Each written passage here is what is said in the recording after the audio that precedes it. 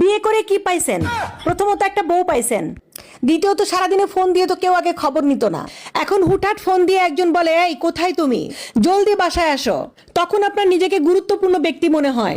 তৃতীয়ত পাইছেন একজন রাঁধুনি, আপনার পছন্দের খাবারগুলো আপনার বউ মন মতো করে রান্না করে, মন্দ বলার কোনো সুযোগ নাই, তা না হলে খুন্তির মিষ্টি মিষ্টি বাড়ি খাবেন। তারপর পাইছেন বউ নামের একটা ওয়াশিং মেশিন, আপনার কাপড়গুলো সে পরিষ্কার করে, আর আপনার উপর যদি কোনো রাগ অভিমান থাকে তাহলে আপনাকে মারবেও না, আপনাকে কষ্টও দিবে না। সব রাগ অভিমান আপনার কাপড়ের উপর লাফালাফি করে সে শেষ করবে।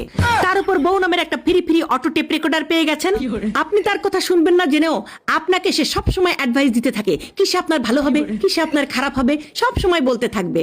আপনাকে নিয়ে সারাদিন যে চিন্তা করে, প্রতি সপ্তাহে খুব বড় সড়ো করে আপনাকে একটা বাজারের লিস্ট ধরিয়ে দেওয়া হয় যাতে আপনি কম খরচে কিভাবে বেশি জিনিস কিনতে পারেন। তারপরে আপনার নিজের ঘরে আপনি রাত 10টার পরে ঢুকতে পারবেন না, সেই জন্য একটা বউ নামের দারোয়ান আপনি পেয়ে গেছেন। বউয়ের সাথে সাথে শ্বশুর শাশুড়ি শালা শালি পেয়ে গেছেন, যারা অপরিচিত হয়েও আপনার খুব আপন হয়ে গেছে। তারপর পেয়েছেন একটা বাচ্চা, বাবা বলে যখন লাফ দিয়ে কোলে ওঠে, বাগানে ফুল ফুটলে মালির যেরকম আনন্দ হয়, ঠিক ওই রকম স্বর্গীয় শান্তি এবং সুখ বউ আপনাকে দিয়েছে।